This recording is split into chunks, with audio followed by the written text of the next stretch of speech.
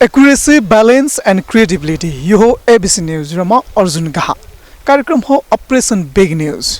जनसरोकारका हरेक विषयलाई हामी बिग न्यूज बनाउँछौँ र अपरेसन गर्छौँ। सदा केन्द्रबाट अपरेसन हुने बिग न्यूज आज फिल्डबाट गर्दैछौँ। मुलुक यति बेला पनि कोभिड-19 कोरोना भाइरसले आक्रान्त बनिरहेको छ। यसको प्रत्यक्ष प्रभाव उद्योग क्षेत्रमा मात्र नभएर पर्यटनको क्षेत्रमा पनि उस्तै पर्दै आएको छ।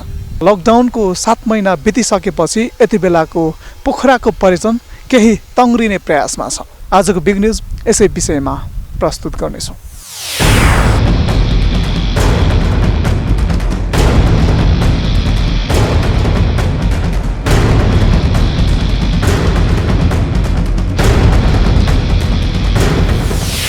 दर्शकबिन, तपाईँ बिग न्यूजमा हुनुहुन्छ। हामीले आजको बिग न्यूजमा विशेष गरी पोखराको पर्यटन गतिविधि के कस्तो अवस्थामा आइपुगेको छ विषयमा आजको बिग न्यूजमा चर्चा गरिरहेका छौँ। र यसै विषयमा हामीसँग कुराकानी गर्नको लागि माउन्ट कैलाश रिजोर्टका सञ्चालक एवं पर्यटन व्यवसायी नरेश भट्टराई रहनु भएको छ। बिग न्यूजमा यहाँलाई स्वागत छ। हस्, धन्यवाद। के छ पछिल्लो समयको पर्यटकीय गतिविधि पहिलाकै चरणमा आइपुगेको छ कि अझै पनि प्रयासरत छ? के छ अहिलेको स्थिति? अब यस्तो छ, जुन नेपाल सरकारले असोज 1 गतेबाट पर्यटन लगायत भनौँ न होटेल, रेस्टुरेन्ट, ट्रेकिङ खोल्ने भने तपाईँको र त्यो हिसाबले सरकारले भनेअनुसारको चाहिँ अब अहिले बाहिरको पर्यटकहरू त छँदै छैन, जिरो छ। जुन आन्तरिक पर्यटकहरू जुन हुनुपर्ने, जुन हिसाबले हुनुपर्ने त्यो पनि छैन तपाईँको र। जुन एयरलाइन्स पनि खोल्यो होइन, लामो दूरीका बसहरू पनि खोले होइन, त्यो खोलेर पनि अझ पनि आन्तरिक पर्यटकहरू चाहिँ घुम्न बाहिर आउनलाई चाहिँ जुन माहौल बनिसकेको चाहिँ छैन तपाईँको र। कोही एका-दुई तपाईँको भनौँ न अब एक हप्तामा एउटा रुम आयो भने फेरि 10 दिनपछि अर्को रुम छ तपाईँको। जुन हाम्रो पुरानै गेस्टहरू नेपालको चाहिँ जुन एनजिओ आइएनजिओ होइन, जुनको मान्छेहरू मात्रै हुनुहुन्छ तपाईँको, जुन हिसाबले चाहिँ लोकल टुरिस्ट घुम्न आउनु पर्ने हो तपाईँको, त्यो हिसाबको चाहिँ तपाईँको चाहिँ छैन। अहिले चाहिँ कुनै पनि हिसाबमा चाहिँ छैन। किन छैन भन्दाखेरि चाहिँ अब नेपाल सरकारले चाहिँ पर्यटन क्षेत्र खुल्यो भन्छ। अब के छ, अब पोखरा आउने भनेको त यहाँको घान्द्रुक, पुनिल होइन, अब अन्नपूर्ण सर्किट जाने हो नि त। विदेशी मात्रै होइन, नेपालीहरू पनि अहिले ट्रेकिङ गर्न रुचाउँछन् तपाईँको र। अब माथितिरकोहरू चाहिँ के छ भने उहाँहरूले अब गाविस भनौँ न लगायत गाउँपालिकाहरूले हामी यो मितिसँग खोल्दैनौँ भनेर निर्णय गर्नुभएको छ। त्यो हिसाबले चाहिँ तपाईँको पर्यटन, लोकल पर्यटन चाहिँ अहिले चलायमान चाहिँ छैन, जिरो नै छ भन्नुपर्छ मैले चाहिँ। गाउँपालिकाले पनि अब त्यो गाउँपालिका प्रवेशको लागि अनुमति दिनुपर्ने हो, त्यसले गर्दा पनि यहाँको पर्यटन गतिविधिमा पनि अझ थप टिप पुग्छ भन्ने यहाँको धारणा हो। मैले भन्न खोजेको त्यो नेपाल सरकारले भनौँ न जुन अब एउटा चाहिँ निकाय छ, उसले चाहिँ पर्यटन खुल्यो भनेपछि फेरि पोखरा आउँदा यहीँ तपाईँको 1 घन्टाको दूरीमा चाहिँ तपाईँको जानुपर्ने ट्रेकिङ रुटहरू छ नि, त्यहाँ जाँदा पिसिआर अनिवार्य चाहिने नेपाललाई पनि होइन। त्यो हिसाबले उहाँहरूले अब हामी मुक्सिरसम्म खोल्दैनौँ।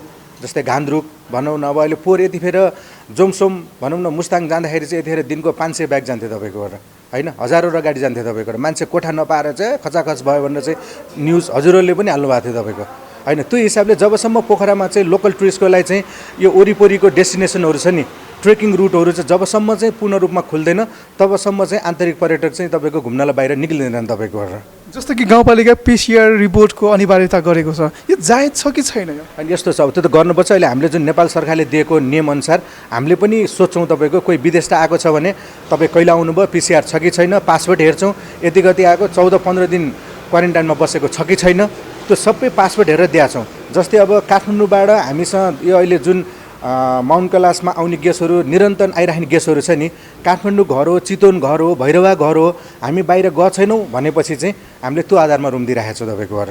किन उनीहरू घरबाटै निक्ले छैन भनेको छ नि त उनीहरूले तपाईँको घर, उनीहरू बाहिर पनि गएको छैन नि त भनेपछि त्यो आधारमा हामीले रुम दिइराखेको छौँ। अब यहाँ नेपाल सरकारको खोलो पर्यटन बनाएको छ एकातिर, अब एकातिर फेरि धमाधम ट्रेकिङ रुटहरू चाहिँ तपाईँको चाहिँ हामी यति गतेसँग खोल्दैनौँ, यति गतेसँग बन्दा भनेर चाहिँ उहाँहरूले चाहिँ विज्ञप्ति निकालिराख्नुपर्छ। यो बाजिराखेको छ क्या तपाईँको। त्यही भएर यसलाई चाहिँ नेपाल सरकारले के पूर्ण रूपमा बन्दै भन्नु पऱ्यो तपाईँको र पर्यटन के खुल्यो भने खुलेको हो भन्ने चाहिँ त्यसको के हो नि पूर्वाधारहरू जाने मापदण्ड के हुन् त्यो त बनाइसकेको छ नि त। त्यो अनुसार भयो भने मात्रै यो आन्तरिक पर्यटक चाहिँ तपाईँको चाहिँ बढ्छ, नत्र पोखरा मात्रै घुम्न आउने भनेर चाहिँ तपाईँको चाहिँ आन्तरिक पर्यटक अहिले मेरो आफ्नो अनुभवमा र मेरो होटेलमा चाहिँ तपाईँको जुन हिसाबले हुनुपर्ने हो आजको यो दसैँको चाहिँ तपाईँको कति दिन भइसक्यो, अब 4-5 दिन छ दसैँ आउन, अझ पनि तपाईँको बुकिङहरू आएको अवस्था छैन। एका-दुई तपाईँको पुरानो गेस्टहरू कोही आएका भनौँ न कामले, अफिसियल कामले आएकाहरू मात्रै तपाईँको चाहिँ होटलमा चाहिँ त्यसरी बुकिङ भइरहेको अवस्था छ अहिले। आन्तरिक रूपमा पर्यटकलाई स्वागत गर्न तैनात हुनुहुन्छ, तयारी गर्नु भएको छ? होइन, हामी चाहिँ तपाईँको पूर्ण रूपमा भनौँ न, अब कति पर्यटन व्यवसायहरू सबै नहोलान्, म चाहिँ जुन नेपाल सरकार र पर्यटन मन्त्रालयको अन्तर्गत र WHO को अन्तर्गत जुन मापदण्ड छ त्यो अनुसारले चाहिँ हामी चाहिँ तपाईँको रेडी छौँ भनौँ न। तपाईँको आएको गेस्टहरूलाई चाहिँ त्यो दिन चाहिँ हामी भनौँ न सेवा गर्नलाई चाहिँ माउन्ट कैलाश चाहिँ रेडी छ तपाईँको, र अरू पनि पोखरामा चाहिँ भनौँ न अरू होटलहरू पनि मापदण्ड पुऱ्याएर चाहिँ रेडी भएको अवस्थामा चाहिँ छ अहिलेको। सुरक्षा स्वास्थ्य सुरक्षा सामग्रीहरूको पर्याप्तता यहाँ उचित भरपुर रूपमा चाहिँ प्रयोग भएको छ यहाँमा? त्यो 100% छ तपाईँको। जुन WHO ले भनेअनुसार चाहिँ हामीले 72 घन्टासम्म एउटा गेस्ट आज बस्यो भने होइन, त्यसलाई हामीले सेनिटाइजर गरेर 72 घन्टापछि मात्रै रुम बेचिराखेका छौँ तपाईँको। र सेनिटाइजरहरू होइन, ज्वरो नाप्ने होइन, अब जुन ग्लोभ्सहरू लाउनु पर्ने, किचनमा पनि जम्मै गर्नुपर्ने, सफा गर्नुपर्ने त्यो चिजहरू सबै हामीले चाहिँ नेपाल सरकारले दिएअनुसार नेपालमा पाउने इक्विपमेन्टहरू चाहिँ राखेर चाहिँ हामीले चाहिँ आउने गेस्टहरूलाई चाहिँ सुविधा गराएका छौँ हेल्थ सम्बन्धीको चाहिँ। पर्यटकहरू ढुक्क भएर माउन्ट कैलाश आए हुन्छ? एकदम त्यसमा चाहिँ ढुक्क छ तपाईँको। र म अझ के भन्छु भने गेस्टहरू कति छ भने अब अहिले सामान्य अवस्थामा पनि तपाईँको चाहिँ भनौँ न कोभिड देखिरहेछ। अब यसमा गेस्टहरू निक्लिँदाखेरि कसैले चाहिँ तपाईँको चाहिँ PCR दिएछ, उहाँ अस्ति अब भनौँ न एउटा दुईवटा त्यस्ता घटनाहरू पनि घटे। PCR दिएकोहरू चाहिँ यसरी चाहिँ बाहिर नहिँदिनु भन्छु तपाईँको गरेर होइन, रिपोर्ट नआइन्जेलसम्म तपाईँको। जो चाहिँ तपाईँको केही भएको छैन भन्यो भने त्यो हिसाबले चाहिँ आउनलाई र हामीले चाहिँ अहिले नेपाल सरकार र WHO को चाहिँ नेपालमा पाइने चिजहरू चाहिँ हेल्थ सम्बन्धी पाइने चिजहरू चाहिँ हामीले सम्पूर्ण उपलब्ध गराएर चाहिँ गेस्टहरूलाई चाहिँ हामीले चाहिँ भरपूर्ण भनौँ न ढुक्कसित चाहिँ आएर बस्नलाई खानलाई चाहिँ त्यसको चाहिँ प्रबन्ध माउन्ट कैलाशले चाहिँ गरेको अवस्थामा छ अहिले। यति बेला पर्यटकहरू यो पोखरा क्षेत्रमा भरिभर हुने सिजन होइन र यो त 100% हो तपाईँको। यतिखेर रुम नपाएर होइन, हामीले साथीभाइको होटलमा पनि ल है त्यहाँ मेरोमा प्याक छ, आज यहाँ मैले अहिले कुरा गरेँ जोमसोममै, ल है त्यहाँ चिनेको छ भने होटलमा भनिदिनु पऱ्यो। घान्द्रुक होइन, धम्पुस यतिखेर त एकदम तपाईँको खचाखच हुने हो तपाईँको। अब संसारै यो कोभिडबाट अहिले चाहिँ ग्रस्त छ तपाईँको, र नेपाल मात्रै होइन। त्यो भए पनि तपाईँको चाहिँ अब बिस्तारै मापदण्डहरू पुऱ्याएर जुन नेपाल सरकारले खोज्ने अवस्था गरेको छ यो राम्रो छ, र तपाईँको यसरी नै अगाडि बढ्दै जानुपर्छ तपाईँको। भोलि हामी सुरक्षित छौँ, आन्तरिक पर्यटक आयो भनेर सन्देश दिन सके नै भोलि चाहिँ इन्टरनेसनल टुरिज्महरू आउने हो तपाईँको गरेर। त्यसको लागि बिस्तारै बिस्तारै चाहिँ नेपाल सरकारले भनेका मापदण्डहरू पुर्याएर हामी अगाडि बढ्नुपर्छ, र यसरी बढेर हामी गयौँ भने नि भोलि आउने दिनहरूमा चाहिँ यो भोलि विश्व बजारमा चाहिँ अब नेपाल सेफ छ है पूर्ण रूपमा भन्ने सन्देश पुगेर मात्रै तपाईँको बाहिरी पर्यटक आउँछ। त्यसको लागि चाहिँ पहिला आन्तरिक पर्यटक नै घुम्न निक्लिने अवस्थै तपाईँको चाहिँ किन भएको छैन होइन, नेपाल सरकारले गरे पनि यो कुरा चाहिँ हामीले पनि बुझ्न सकेका छैनौँ। मेरो बुझाइमा चाहिँ के हो भने पोखरा लेक साइड मात्रै खोलेर हुँदैन, महेन्द्रपुल मात्रै खोलेर हुँदैन होइन, त्यसको लागि चाहिँ पूर्ण रूपमा आसपासका चाहिँ तपाईँको घान्द्रुक, पुनिल, धम्पुस होइन, अब जोमसोम, मनाङ यी रुटहरू खोल्यो भने बल्ल नेपालीहरू पनि अहिले ट्रेकिङ गर्नलाई एकदम तपाईँको चाहिँ सोकिन छन् तपाईँको अहिलेको होइन, उनीहरू पनि त्यो हिसाबले खोले मात्रै तपाईँको चाहिँ आन्तरिक पर्यटकको चलामाइन हुन्छ, नत्र चाहिँ पोखराको लेक साइड मात्रै खोलेर यसले चाहिँ केही हुनेवाला चाहिँ छैन। दर्शकबिन तपाईँ बिग न्युजमा हुनुहुन्छ। आजको बिग न्युजमा हामीले पर्यटन क्षेत्र सम्बन्धी रहेर प्रस्तुत गरिरहेका छौँ, र यसै सवालमा हामीसँग ढुङ्गा व्यवसाय हुनुहुन्छ, जुन ढुङ्गा व्यवसाय कुन स्तरमा आइपुगेको छ, पुरानै अवस्थामा फर्किएको छ या अझै पनि कोभिड-19 ले प्रभाव पारिरहेको छ, यो विषयमा कुराकानी गर्नको लागि हामीसँग ढुङ्गा व्यवसाय हुनुहुन्छ। यहाँलाई स्वागत छ। हजुर धन्यवाद हजुरलाई। यो विषयमा मेरो नाम जीवन रेग्मी। के छ पछिल्लो समय ढुङ्गा व्यवसायको अवस्था के कस्तो छ? तपाईँको अहिले पछिल्लो समय यो कोभिड-19 ले गर्दा तपाईँको चाहिँ अब यो पर्यटन क्षेत्र त त्यसै ध्वस्त नै छ, त्यसैको चपेटामा चाहिँ यो ढुङ्गा व्यवसाय सङ्गठन पनि परेको छ, र साथै यसको चाहिँ कामदारहरू पनि अझै एकदम मर्गमा हुनुहुन्छ, किनभने अब तपाईँको यो ठुलो पेसा पनि होइन, तर चाहिँ यो सेवा सुविधाको पेसा भएकोले अब यसमा चाहिँ धेरै परिवारहरू चाहिँ यसमा चाहिँ आश्रित हुनुहुन्छ, त्यो कारणले गर्दा चाहिँ एकदम ठुलो असर परेको छ। के छ कसरी बितिरहेछ ढुङ्गा व्यवसायीहरूको दैनिकी कसरी चलिरहेछ? तपाईँको अहिले समग्रमा हेर्दाखेरि तपाईँको अहिले चाहिँ एकदम गाह्रो छ। हेर्नुहोस् अब तपाईँको यो डिरेक्टली भन्नुपर्दा नि तपाईँको चाहिँ अहिले एकदमै तपाईँको चाहिँ मान्छेहरूलाई चाहिँ कति कामदारहरूलाई छाकटाएर पनि गाह्रो भइरहेको अवस्थामा अब सरकारबाट चाहिँ खासै सम्बोधन पनि केही भएको छैन सङ्गठनलाई। अब यो जेनतेन कुराहरू तर राहतको विषयलाई पनि जोडेको थिएन र सम्बन्धित निकाय हजुर यसबाट केही पनि सम्बन्धन भएको छैन, बरु चाहिँ तपाईँको सङ्गठनको पहलबाट तपाईँको चाहिँ जति हाम्रो अलिकति मजदुरहरूलाई चाहिँ एक दुई पटक चाहिँ सङ्गठनकै उसमा चाहिँ तपाईँको चाहिँ अलिअलि काम भएको छ राहत दिने, न त तपाईँको चाहिँ अरू चाहिँ खासै केही भएको छैन। ठ्याक्कै अहिले चलायमान छ छैन ढुङ्गा व्यवसाय के छ? अहिले पर्यटकहरूको आउने क्रम जारी छ या के छ? अहिलेको अवस्थामा हेर्दाखेरि तपाईँको चाहिँ केही चाहिँ निस्किनु भएको छ, तर पनि उहाँहरू चाहिँ यो जोखिम मोल्ने कि नमोल्ने भएको भएर अब तपाईँको चलाउँदा अब तपाईँको चाहिँ चालकहरू लिएर हिँड्दा पनि अप्ठ्यारो, र तपाईँको चाहिँ खासै त्यति ऊ देखिएको छैन, सहज देखिएको छैन। जस्तो डुङ्गा कुर्ने मात्रै भएको छ अहिले। अहिले अलमोस्ट तपाईँको भन्नुपर्दा एकदमै सजिलो चाहिँ उत्तर चाहिँ तपाईँको चाहिँ अहिले चाहिँ यो खुलेको छ, चाहिँ खुलेको मात्रै छ भन्नाले चाहिँ तपाईँको एउटा आह्वान चाहिँ भएको छ डुङ्गाहरू खुलेको छ भन्ने, तर चाहिँ खासै छैन। के भन्नुहुन्छ सम्बन्धित निकायले? अब सुरक्षा विधि अपनाऊ अनि तपाईँको सङ्गठनले पनि तपाईँको चाहिँ अब आफूले अपनाउनु पर्ने सुरक्षा विधिहरू जस्तै सेनिटाइजरहरू लगाउने, हातहरू धुने, मास्कहरू प्रयोग गर्ने, हरेक चिजहरू अब जति संयम भएर अब तपाईँको सुरक्षित भएर तपाईँहरू चाहिँ सेवा गर्न सक्नुहुन्छ, तालहरू घुम्न सक्नुहुन्छ, खुल्या छ, आइदिनुहोस्। अब तपाईँको दसैँमा घुम्न सुरक्षित भएर घुमिदिनुहोस् भन्नु। यो त सिजन पनि हो नि होइन? हजुर, तपाईँको अहिले भन्ने भने वास्तवमा अब तपाईँको यो स्थिति नआएको भए त तपाईँको अहिले फेउतालमा ढुङ्गै तपाईँको फेउतालै ढुङ्गाले ढाकिने अवस्था हो। जस्तै बाटोहरूमा पनि पर्यटक तपाईँ त्यही हिसाबले हिँड्ने बेला हो। तर पनि अब यो कसैले नसोचेको चिज भइरहेछ। अब यसले गर्दा त हामीले के गर्ने, नत्र भने त तपाईँको एकदम यो पर्यटकको अटाइ नअटाइ हुने बेला हो नि। दर्शकबिन, तपाईँ बिग न्युजमा हुनुहुन्छ। हामीले आजको बिग न्युजमा विशेष त लेक साइड क्षेत्रबाट पोखराको पर्यटन कुन चरणमा आइपुगेको छ, कोभिड-19 को प्रत्यक्ष प्रभाव पश्चात अहिले फेरि तङ्ग्रिन प्रयास गरिरहेको पोखराको पर्यटनको बारेमा चर्चा गरिरहेका छौँ। विशेष त हामीले पोखराको पर्यटन व्यवसायी, डुङ्गा व्यवसायीसँग कुरा गरिसकेका छौँ। अब भने हामी होटलसँग, त्यसै गरी साहसिक जल पर्यटनको विषयमा पनि हामी अपरेसन गर्नेछौँ। तर त्योभन्दा अगाडि एउटा छोटो व्यापारिक विश्राम। ब्रेकपछि पुनः स्वागत छ दर्शकबिन, तपाईँ बिग न्युजमा हुनुहुन्छ। आजको बिग न्युजमा हामीले पर्यटकीय गतिविधिको बारेमा प्रस्तुत गरिरहेका छौँ र यसै सवालमा साहसिक जल यात्राको अवस्था पछिल्लो समय के कस्तो छ यो विषयमा कुराकानी गर्नको लागि हामीसँग नाराका निवर्तमान अध्यक्ष निम मगर हुनुहुन्छ। यहाँलाई स्वागत छ। नमस्कार। के छ पछिल्लो समय जल पर्यटनको अवस्था के छ? यस्तो छ, अब जल पर्यटन भनेको चाहिँ अलिकता तपाईँको जोखिम, यो एडभेन्चरमा जोखिम एडभेन्चरमा पर्ने कुरा हो र जस्तो सबभन्दा विस्थापित भएको जल पर्यटन हो अहिले। जस्तो जल पर्यटनमा चाहिँ हामीले चाहिँ राफ्टिङ गर्दाखेरि नर्मली हामीले एउटा डुङ्गामा एकजना गाइड र 8जना कस्टमर हाल्ने हो।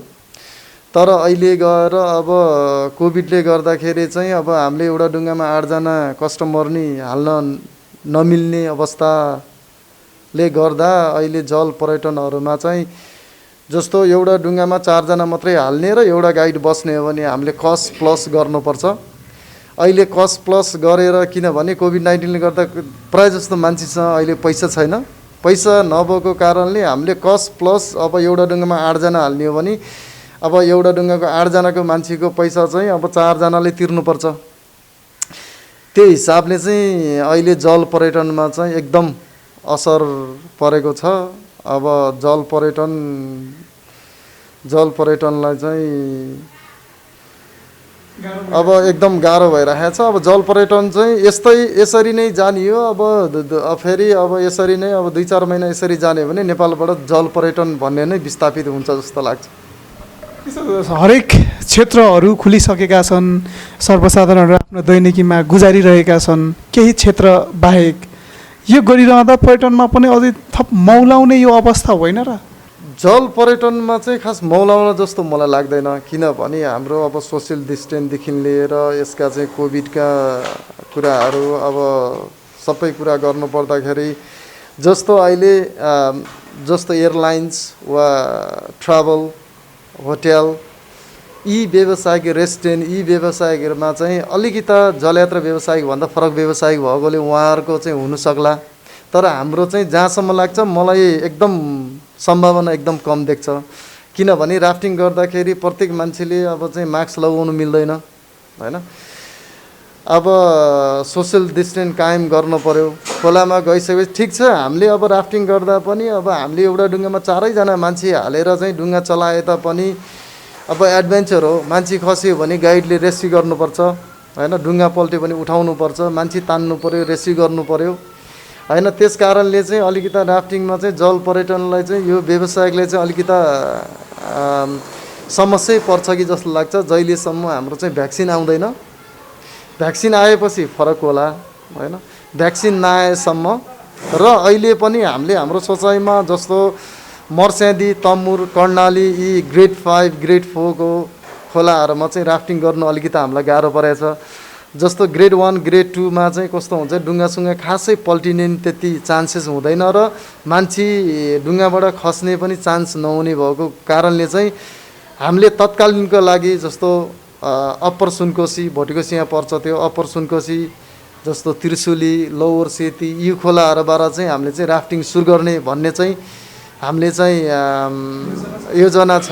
अब हेरौँ कस्तो हुन्छ। र यो जल क्षेत्र साहसिक जल खेलकुदबाट पनि नेपालकै झन्डा बोकेर विदेशमा प्रतिस्पर्धामा जाने खेलाडीहरू पनि छन्, उनीहरूलाई पनि त यसले प्रत्यक्ष प्रभाव पारिरहेको छ नि, के छ यसमा? यस्तो छ त्योमा चाहिँ अब प्रत्यक्ष असर परेकै छ। जस्तो हामीले नेपालमा पनि एउटा जल पर्यटन जल खेलकुदको लागि चाहिँ हामीले प्रत्येक वर्ष हाम्रै संस्था नाराले चाहिँ हिमालयन व्हाइट वाटर च्यालेन्जदेखि लिएर धेरै विभिन्न किसिमका जल खेलकुदहरू गर्दै आएको यसपालि एउटा जल खेलकुद पनि हामीले गराउन सकेको छैन।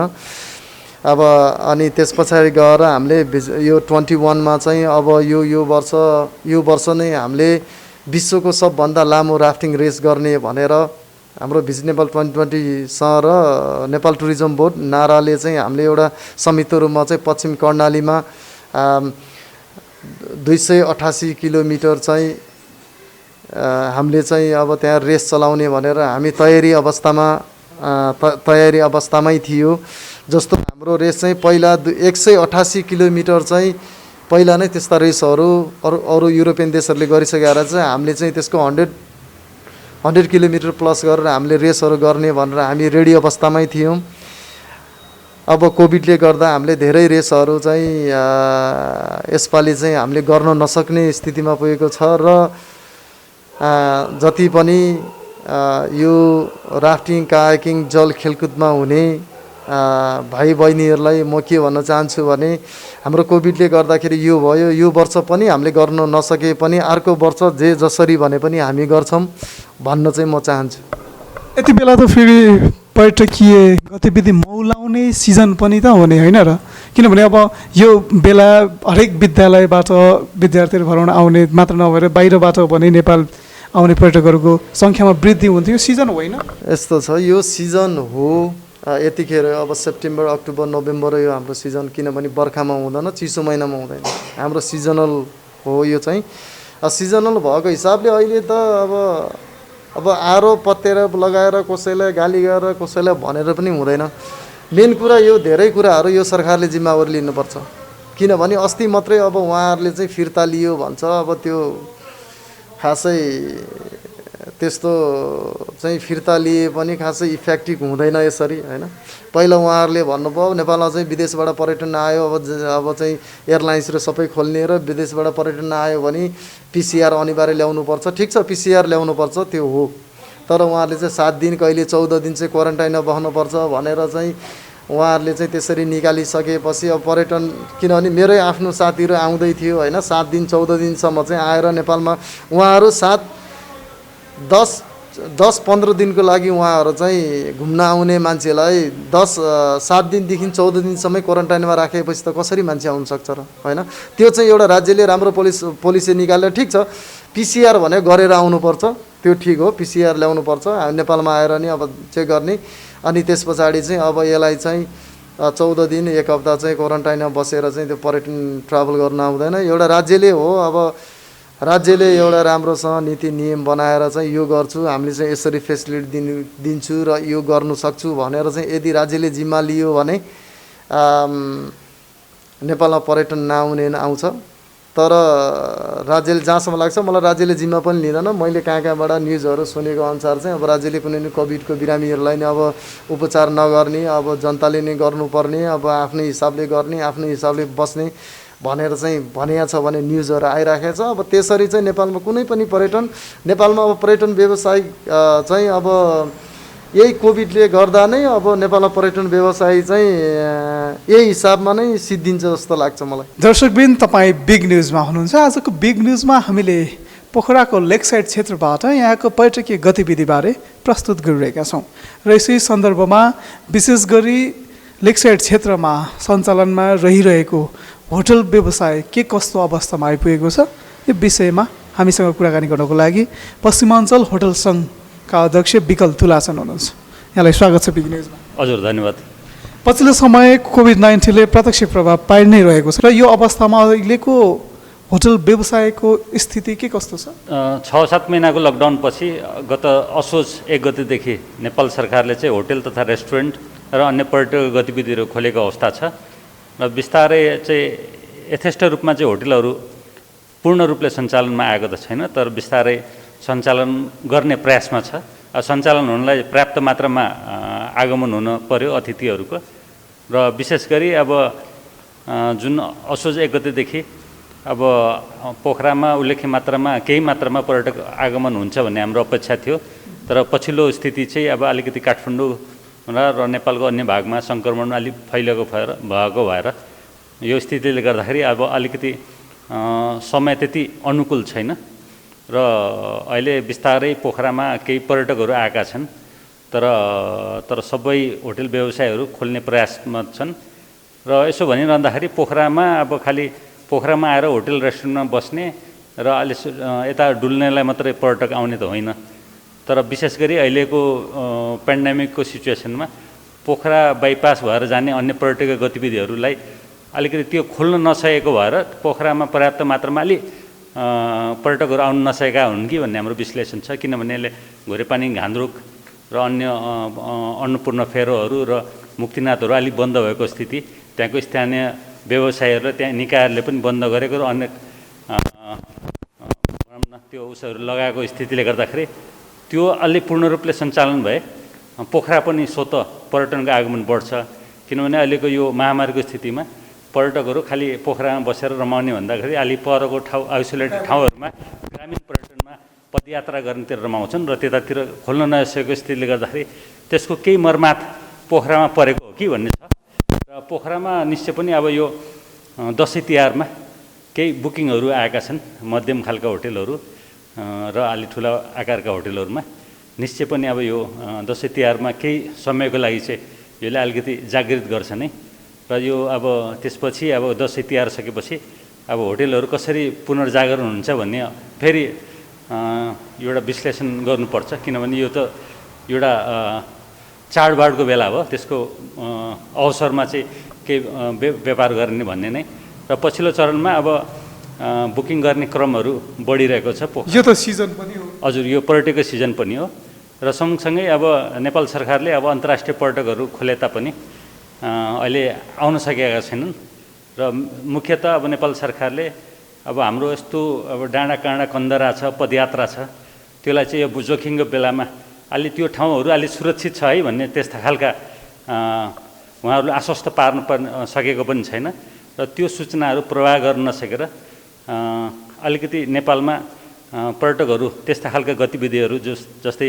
पदयात्रा र हिमाल आवरणलाई खुला गरेको छ र अहिले चाहिँ नेपाल सरकारले ट्रेकिङमा पनि 9वटा क्षेत्रलाई विशेष गरी मनासुलु, अन्नपूर्ण फेरो, एभरेस्ट त्यसरी खुलाएको स्थिति छ र त्यसलाई अलिक बढी प्रचार प्रसार गर्न सके अन्तर्राष्ट्रिय पर्यटकहरू पनि त्यो ठाउँमा जान सकिन्छ कि भन्ने हो। तर हाल अब त्यहाँका स्थानीय निकायहरूसँग समन्वय गर्नुपर्ने देखिन्छ, किनभने त्यहाँ पूर्ण रूपले बन्दाबन्दी लगाएको छ र त्यहाँ चाहिँ अलिकति मिसकम्युनिकेसन हो कि त्यहाँको व्यवसायी र स्थानीयसँग र त्यो गाँठोहरू फुकाइदिनुपर्छ, त्यो भन्ने नै हो। हजुर, आन्तरिक रूपमा पर्यटकहरूलाई स्वागत गर्नको लागि तपाईँ पूर्ण रूपमा तयार हुनुहुन्छ होटल व्यवसायहरू? निश्चय पनि अब यहाँ अब सरकारले कार्यविधि अपनाएर गराउनु भन्ने छ र त्यसको विकल्प छैन, गर्नुपर्छ नै।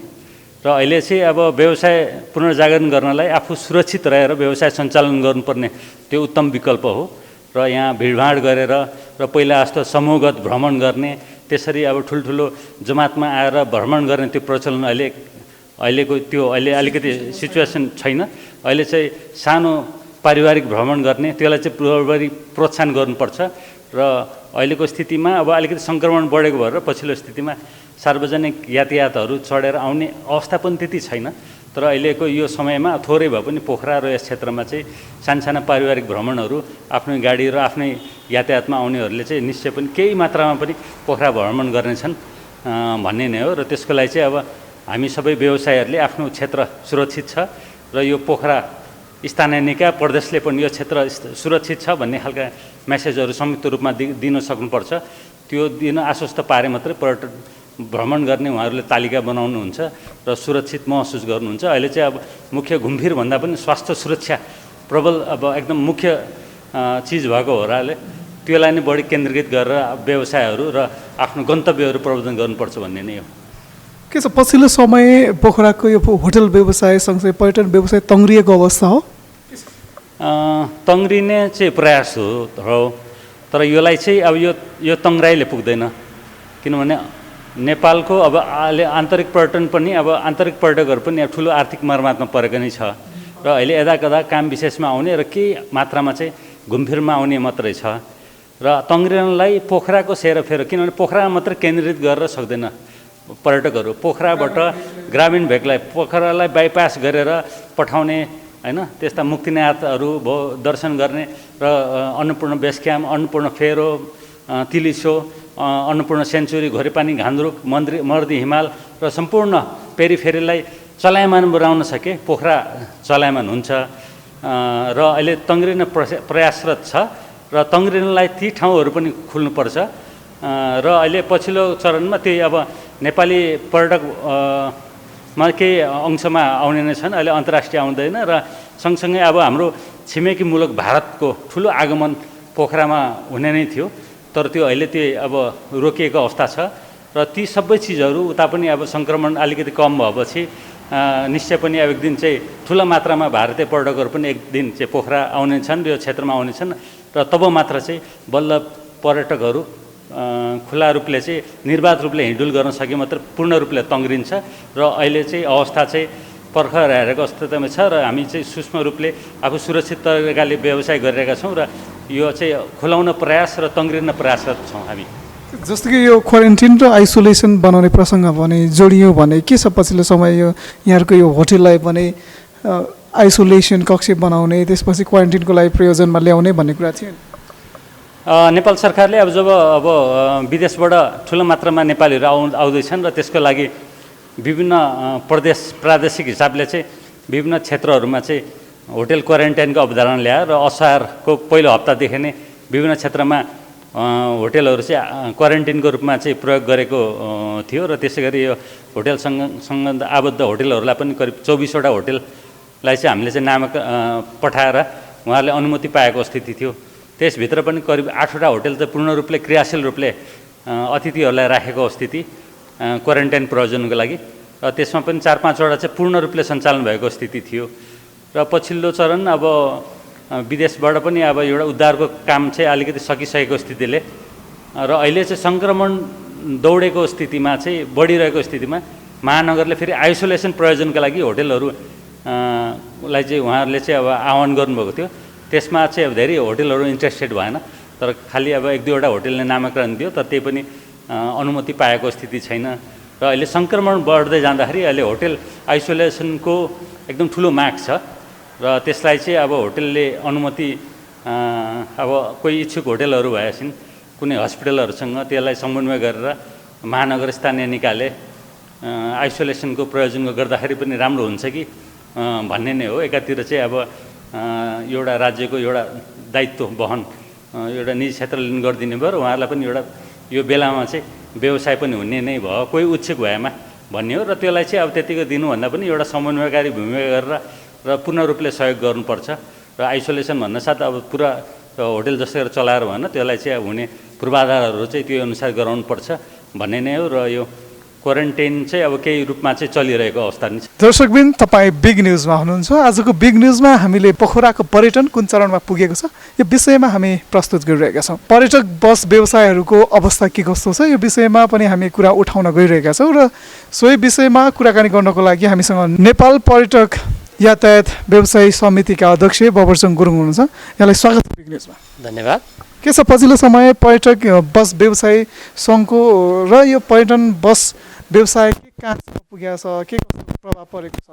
अब यो जति पनि पर्यटक सवारीहरू छ विशेष गरेर अहिले गण्डकी प्रदेशमा पोखरामा भनौँ जब चैत 11 गतेबाट कोरोना सुरु भयो र त्यो लगातार रूपमा असोजको 1 गतेसम्म नेपाल सरकारले नै बन्द राखेको अवस्था थियो बन्दाबन्दी र नेपाल सरकारले असोज 1 गतेबाट जति पनि पर्यटक सवारीहरू छन् अथवा पर्यटकसँग सम्बन्ध राख्ने होटेलहरू जति पनि व्यवसाय छन् सबैलाई खुला गर्ने भनेर भनियो।